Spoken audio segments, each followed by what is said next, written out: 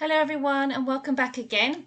So today I thought we would talk about some phrasal verbs. I've got 8 phrasal verbs for you today, all connected to the daily routine. I find it can be really useful to learn phrasal verbs based on their context. So that's what I thought we would look at today. It's one of the areas that people ask me a lot about, and I think I would say that people probably get very overwhelmed and intimidated by phrasal verbs, but I would say there's really no need to. Similar with my listening technique, little and often is the key. So try and learn a few phrasal verbs at regular intervals, and you will find that you start to remember them better. Make notes. Well, if you have a vocabulary book, fine. If you have a vocabulary spreadsheet, make a note of that there. And yeah, we'll get started in just one moment. But before we do that, I would just really like to ask, if you find this video useful, please like and add a comment, and consider subscribing to the channel as well for more content like this. It really lets me know that it's useful and that you enjoy it. So thank you, and let's move on to the phrasal verbs. So the first phrasal verb that I have for you today, the very beginning of our daily routine, of course, is to wake up. So the alarm clock sounds, and you have to open your eyes, right? You go from the process of being asleep to being awake, and that is the point when you wake up. Okay, so let's have a look at some context here. So how about be quiet? The baby hasn't woken up yet. Yeah, we do not want to wake up the baby, so be quiet. I wake up at 7 a.m. every morning. What time do you usually wake up? And it would be great if you could answer that below in the comments. Sorry, I'm late. I woke up late. Yeah, maybe your alarm didn't go off. We've all had that moment when I overslept. So yeah, there you go. There is wake up. If you're looking at the video and not just listening to it, you can see the slides as we go through. You don't need them, but it can be nice, right, to see them as well. So the next slide is to get up. The next phrasal verb is to get up. So after we've woken up, our next step is to get out of bed and to get up.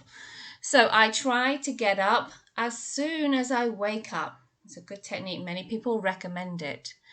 Do you get up at the same time at the weekend as during the week? Another question you can answer below in the comments. I know I don't. I know I should, but I don't. Although I woke up at 8 a.m., I didn't get up until 9 a.m. on Sunday. Okay, so you physically woke up, you opened your eyes, etc., but you stayed in bed, you read, or you looked at your phone for an hour before you got out of bed. Because typically Sundays are not days when we need to hurry anywhere. And then the next phrasal verb is to put on. So this means to wear something, particularly an item of clothing, or to apply something, maybe like makeup. That's a common one where we use the phrasal verb to put on. So for example, don't forget to put on your gloves. It's cold today. He quickly put on his coat before running to catch the train. I always put on makeup before I leave the house. Okay, so this phrasal verb is really common in the process of getting dressed and getting ready for whatever the day may bring. Okay, so the next step, pre-pandemic, for those of us when we didn't work from home, although I do still need to use this phrasal verb, set off, because we have to set off for school. In Spain, the children are still going to school, so thank you very much to the Spanish government. I'm very grateful that my kids have been able to stay in school, because it's very hard to homeschool and work from home at the same time. Anyway, so what time do you usually set off for work? So this means to leave the house. Yeah, set off means to leave the house, to start your journey for whatever it may be. Okay, so we're looking at it in the context of routine, but you can also use it for other things. What time do we need to set off tomorrow to get to the airport on time? Yeah. If we don't set off soon, you will be late for school. What time did you set off this morning?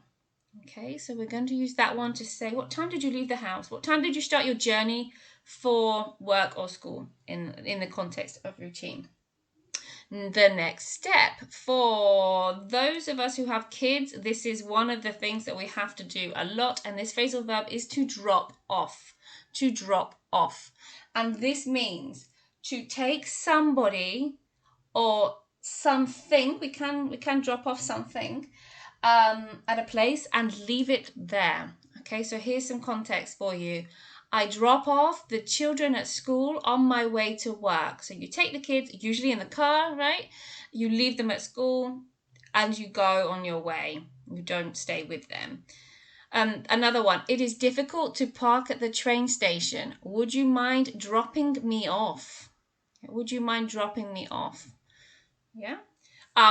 You might ask somebody, would you mind dropping this parcel off at the post office? Yeah, if you want to see where you might use something instead of somebody.